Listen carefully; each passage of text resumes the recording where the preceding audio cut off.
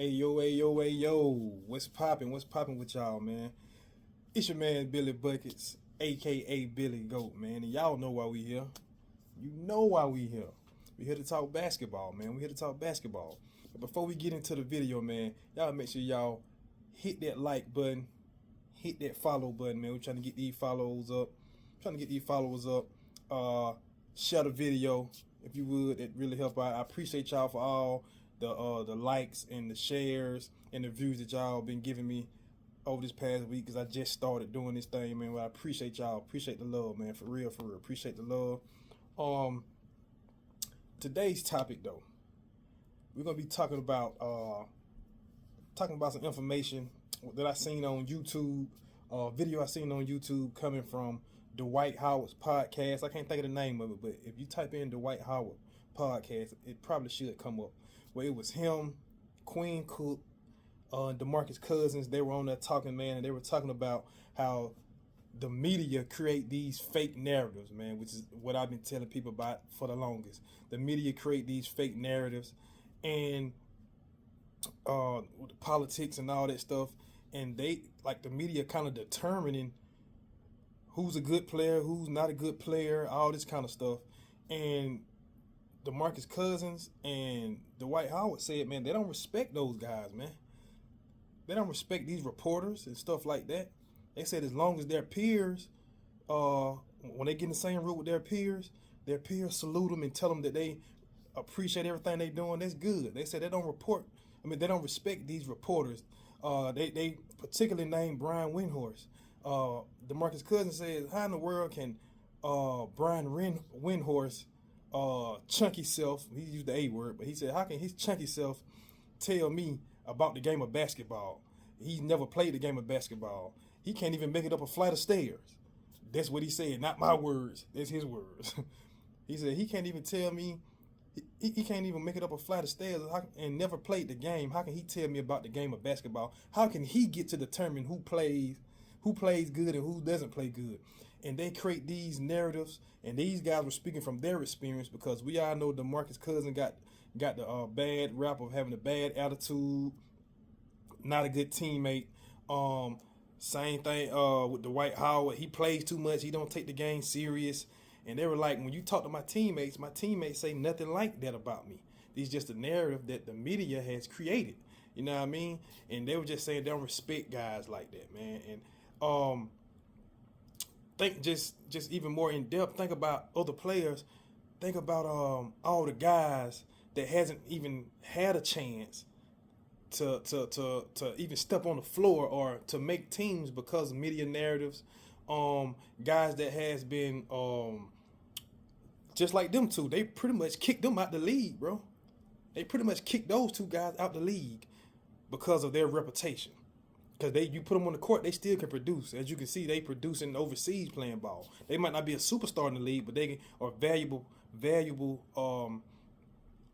parts to a team. They could be valuable parts to a team today. As a matter of fact, DeMarcus Cousins said, like a year or two ago, Kawhi Leonard and Paul George called him personally and told him, "Hey, we trying to get you to the team.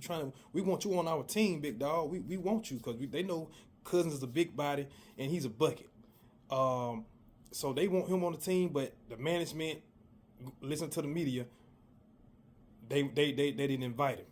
You know what I mean? Or they invited him to work out and everything. Like Dwight was saying, Steph Curry called him personally. We want you on the team because, you know, my Warriors, we need a big man. We hurting for a big man, bro. We needed a big body like that. So he said he called him personally. He came to California, did the workout and all this and that. He was thinking, hey, it's finna be up. We back on. But the media got involved. And then also Dwight had that those crazy allegations and all that stuff. And evidently it must not have been true because he ain't got locked up yet. I ain't really heard nothing else more about it. You know, but yeah, man, it's just something I've been talking about for a while. The media and certain groups, you know, we know who the certain groups are. Have these certain medias that they try to drill in your head over and over again, so they can push the narrative into the way that they want it pushed. You feel me? And they also talked about just like Russell Westbrook. They didn't talk about that. I'm talking about that. Russell Westbrook. Think about the narrative they had on Russ, man. This man was a second team All NBA before he came to the Lakers. This man was a Hall of Famer. All that. Everybody had a lot of respect for Russ. Once he left the Lakers, once he got to the Lakers, and he wasn't performing that well because, like I told y'all in previous videos, him and Bron, they don't mix. Those two, they the same person, one just taller. They the same person. Their play styles don't go together, bro. They don't go together. They both got to have the ball in their hand. And Russ wasn't performing well. Now they saying the narrative that he's a bad teammate. They even went as far as saying, one of the reporters said that the teammates in the locker room said that Russ was a vampire in the locker room, meaning that he's sucking the life out of the locker room. Like, come on, bro. Y'all, they pretty much demonized this man, talk bad about this man. They all on TV, Skip Bayless, Shannon Sharp running these highlight reels with the circus music playing in the background. Come on, bro. True enough, he wasn't performing well, but you ain't got to do all that. You still should respect the man. They were talking about his family, people running up on his family, calling the man out his name, Westbrook, and his wife even stepped in and said, "Hey, my kids got to go to school.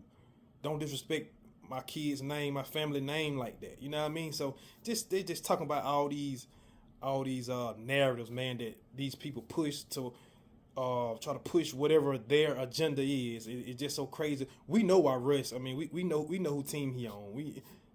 We know who team he on, so we know what's up with him, man. When the King speak, everybody else got to move. Somebody got to take the fault because they had all those all-stars and they wasn't performing well.